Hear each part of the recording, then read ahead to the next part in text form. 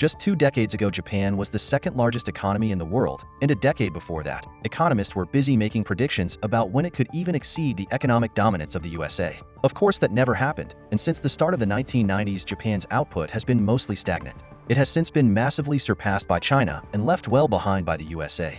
In retrospect, this isn't surprising. The country had a lot of underlying issues and really not that many global advantages. Simon Kuznets once said that there are 4 types of economies in the world: undeveloped economies, advanced economies, Argentina, and Japan. Argentina is an economy that has had every chance to be successful but still isn't, and Japan is an economy that has had every reason to fail but still hasn't. What's even more shocking is that after more than 3 decades of economic stagnation, Japan might be looking to make a bit of a recovery as a range of economic factors play out in its favor. This is a very exciting possibility that has the keen attention of a lot of economists because in many ways Japan is an economy ahead of its time, meaning that the stagnation experienced in Japan in the 1990s might not be a problem unique to the country, but might instead be something that all economies can expect once they become sufficiently advanced. It's just that Japan was the first country in the world to reach that level. It's nice to think that the historic trend of limitless growth in a finite world will continue forever in our own economies. But Japan shows a number of concerning warnings why the growth we've all enjoyed over the past 2 centuries may be an exception rather than the expectation, and those factors are worth exploring in some detail. It's also worth exploring how Japan and potentially our own economies might manage this stagnation to develop economies that aren't reliant on economic growth. Despite its problems, Japan still gets praise for its living standards and handling of issues like housing affordability. So, what is indicating that Japan could finally be in for an economic recovery? Does this mean that limitless growth could be possible in our own economies? And finally, what would happen to the country if it stagnated forever? Intro ad: after they passed a vague and heavy-handed state secrecy law in 2013, Japan's media outlets have not really been able to criticize the government for fear of being censored. It's very hard to talk about Japanese economics without an honest look at the information coming out of the island nation. Japan is a country that has stuck living in the year 2000, but they have been living there since the 1970s. What that means is that during their boom, they were decades ahead of their time. Japan was technologically well ahead of all of their advanced rivals, and they were producing cutting-edge gadgets and building world-class infrastructure. They adopted computers faster than the West, and they were using all of this to be some of the most productive people on the planet. Unfortunately, Japan is still living in the year 2000. Only now that means that they are 23 years behind. This is clearly visible in a lot of their most important industries. Japan used to be the defining example of high-tech, but now it is struggling with adopting new technologies. Its companies are falling well behind rivals in the USA. Just Microsoft and Apple are together worth more than every single public company in Japan combined. That's inclusive of all of their other companies, not just their once dominant tech companies, which apart from Sony, just really don't have nearly the global influence they once did. Mobile phones are one of the largest and most value-adding markets in the world.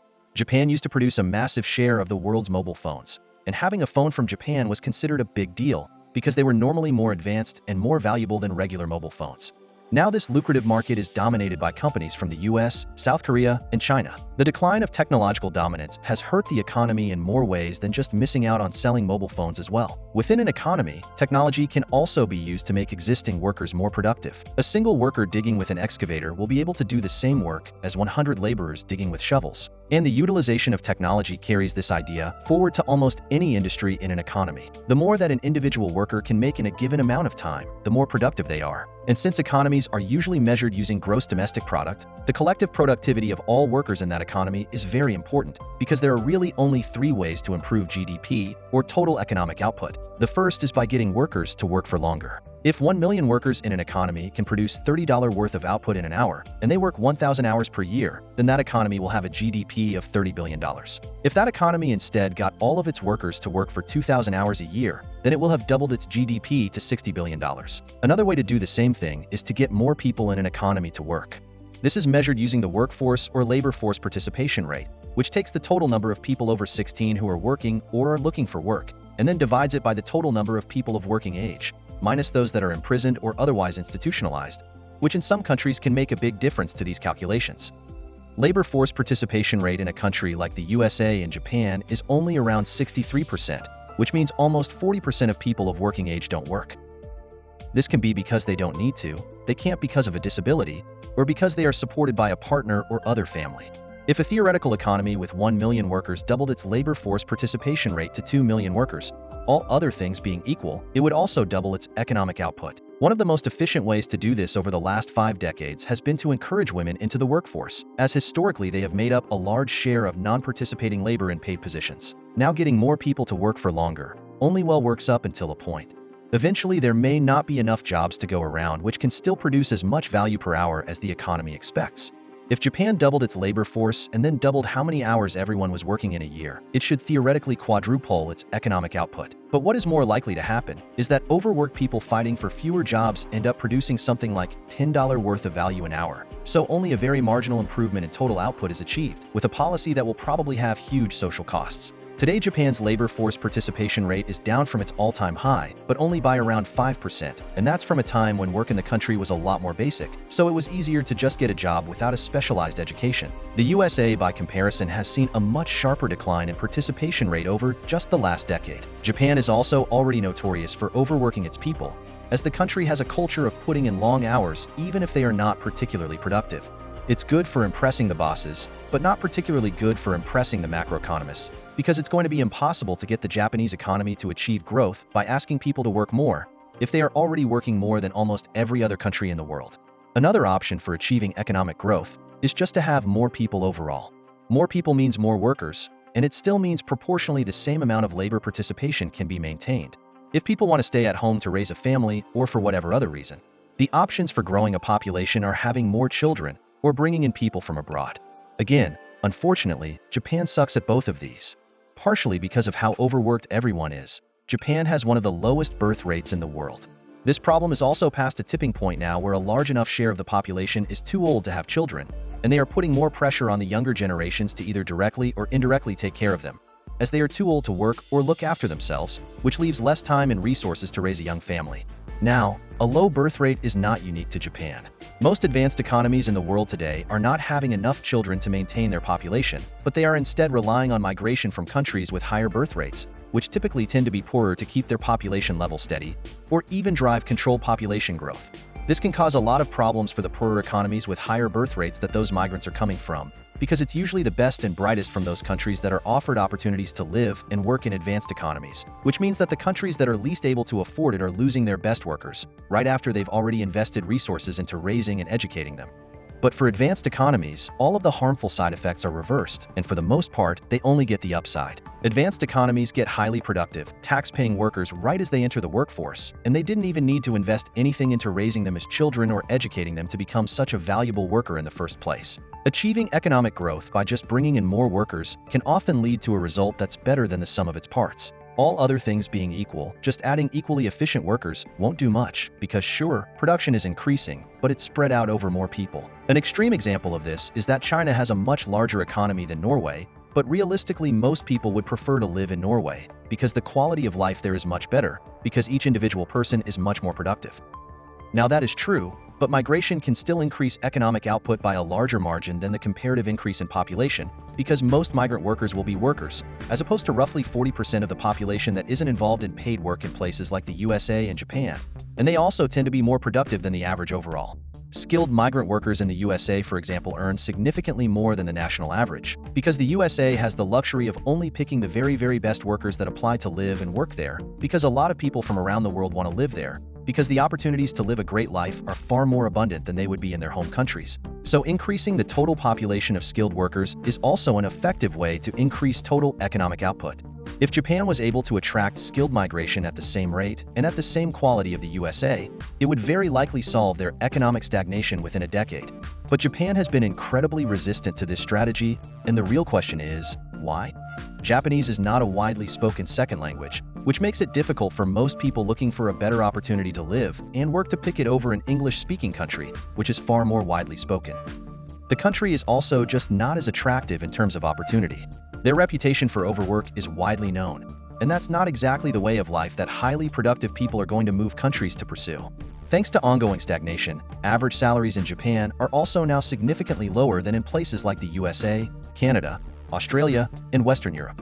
They were once comparable, or even higher, but that was 3 decades ago. Quality of life is also generally not as high, and it's important to address a potentially controversial side note here: Japanese housing. Japan, and Tokyo in particular, is often praised for its affordable housing. It's the largest and most productive metropolitan area in the world. Despite that though, homes in Tokyo are far more affordable than places in most other world cities, including those that are in countries that are poorer overall. The way that they've achieved this is a great case study into the factors that determine the price in an economic market. One thing the country has got right over cities that are notorious for unaffordable housing is that development is a lot less restricted. Housing can be built right alongside offices and factories, and there are few limits on how tall a building can be. So where a freestanding home might exist in a city like Sydney, a dense apartment building would most likely take its place in Tokyo. That has meant that there's an abundance of very cheap housing all over the massive city and all throughout the country.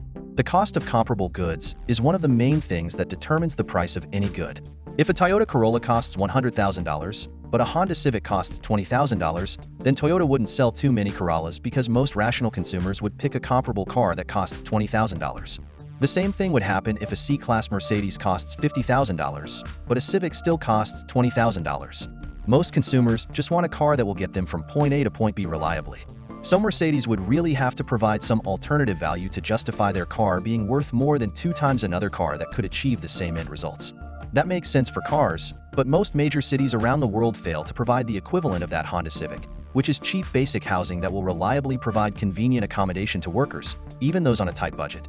Strict zoning laws and the huge value of land close to city centers means that it's just not worth it to build cheap housing, because expensive luxury apartments or freestanding homes would sell just as well and make more money, and in turn the reason that they will sell so well is because people don't have any other option.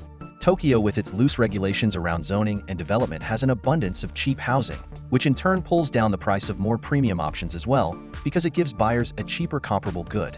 Another factor that determines price, which is particularly important to a lot of unaffordable homes around the world today, is the expectation of future value. Tokyo, and by extension the rest of Japan, was not always making headlines for its comparatively affordable housing. Quite the opposite, it once had some of the most expensive real estate on the planet. At the height of the Japanese real estate bubble, a 10,000 yen note, worth around $200 today, would be worth less than the ground it would cover if it was laid on the streets of central Tokyo. The Imperial Palace at the heart of the city was said to be worth more than all of the real estate in California combined, which even back then was not a state famous for its affordability. The primary driver of these prices was the expectation that the prices would be even higher in the future. This pressured people to buy either because they were afraid they would miss out on their opportunity to ever be able to afford a home, or because they wanted to profit from future price increases. Eventually, the Asian financial crisis hit the country and burst this bubble as people quickly realized that Tokyo wasn't ever going to be home to 100 million people, like was expected back then, and a surge of housing development was flooding the market with affordable homes. Japan also has incredibly high inheritance taxes, with as much as 55% of someone's estate being taxed by the government, for all of the passed down value over the equivalent of around $500,000. Big expensive family homes or luxury apartments are therefore now seen as a burden, or at the very least something that is ultimately disposable, like a fancy car. The final factor that is worth mentioning that determines the price of a good like housing is the cost of complementary goods. Petrol is a complementary good to a regular internal combustion car. If petrol cost $100 a liter, there wouldn't be that much demand for cars. To stretch this, one of the most important complementary goods to housing is access to high-paying jobs. If workers in a particular region earn significantly more than anywhere in the world, then naturally demand for housing in that region is going to be higher, and people with their higher incomes will be able to afford houses that are worth more. Today, a big reason why Japanese housing is cheap is because wages have been mostly stagnant for 3 decades.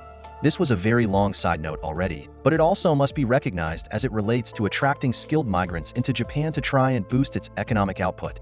Affordable housing might look like a great bonus on the surface, but another reason why this housing is so budget-friendly is because it's tiny and totally lacking the luxuries that most people enjoy in even developing economies around the world. To a skilled migrant looking for a new place to call home, they could get established in a city where they could earn more, live in a nice big house, and build wealth for themselves and future generations. Or they could live in Japan, where they'll be expected to work 80 hours a week, live in a tiny home built wherever there was room, and know that most of what they work for won't make it to their children. There are very strong economic and even moral arguments that what Japan is doing is the right thing here. But for people looking out for their self-interest, it's just not a particularly enticing place. Not that it matters anyway, because Japan has historically made school migration very difficult, and even workers who are able to make it in will find it difficult to integrate into a very insular culture that is not overly fond of outsiders. So if Japan can't improve its economic output through working its people harder or bringing in more workers, the last option is to increase how much its workers can make in a given hour of work. Increasing worker productivity is really the best way to increase economic output because the other two strategies obviously have eventual limits. People can only work so many hours, and an economy can only accommodate so many people before things get worse rather than better. Now, as we explored earlier, the best way to increase worker productivity is by giving them access to better tools and technology, and that's really where Japan has failed. So the next question is, how did they lose their technological lead? Japanese companies have been identified by economists as being incredibly conservative with any kind of new processes. The only reason they developed so quickly after the Second World War was because that represented such a big shakeup that they were effectively starting from scratch, and resistance from established norms hadn't had time to work its way into new industries yet. Now industries across the country are right back to it, and leadership, which is mostly quite old, still thinks the best way to do stuff is exactly how they've been doing it since their peak in the late 1980s. Again, Japan is a country that's been living in the year 2000 since the 1970s. Ahead of their time then, but way behind it now. Japan has also had very low inflation, which means that companies have found it incredibly difficult to raise the prices of domestic products, which in turn makes it harder for them to create goods that are going to compete globally. The government of Japan has tried to fight this by basically doing what other governments around the world have been doing during COVID, only they've been doing it since the early 2000s. But even despite massive increases in the money supply, Japanese households just chose to save the money rather than consume or invest. That is looking to finally be starting to change, as countries around the world had to correct for the inflation their COVID stimulus measures caused. Japan welcomed it because it's exactly what they've been after for years. Their companies had to, in the past, make public apologies for raising the price of their product by a few yen, the equivalent of a few cents. Now they have the opportunity to raise prices to levels that made more sense, so they could make a profit by making better products, rather than by cutting expenses and working their employees as hard as possible. The pandemic was just another shakeup, obviously not one nearly on the scale of the Second World War, but it did shift the status quo enough for some significant changes to take place in a country that has otherwise been very resistant to change. Beyond all of that, even if it didn't create these circumstances directly, the Japanese economy will be the beneficiary of new technologies and shifts in global geopolitics. The elephant in the room is that China is now doing a lot of the manufacturing that Japan used to do, but with the rise of friendshoring and onshoring and the relative slide of Japanese wages and currency value, it's once again looking like a very competitive alternative, especially when considering the reputation that Japan now has for producing goods of high quality. The Nobel laureate economist Paul Krugman, potentially the most influential economist alive today, said that in the short term, productivity isn't everything, but in the long term, it's almost everything. That was just a really cryptic way of saying that economists often spend too much time looking at output figures, either on a national or individual level over the course of months or years, and those kinds of metrics won't have much of an impact on people's actual everyday lives. But over decades, the country needs to be aware of how productive its people are, because it determines everything from the quality of life they enjoy to their global competitiveness. Japan has maintained strong living conditions despite its stagnation, and it's even doing certain things in its economy arguably even better than the West. But if its productivity stalls endlessly, the world is going to grow up around it, and not only will it struggle to remain competitive, its own people could start to look for better opportunities abroad. Nobody can predict the future, least of all economists, but hopefully the projections are right, and the economy of Japan can start maintaining long-term growth again for the good of its people and the global economy as a whole.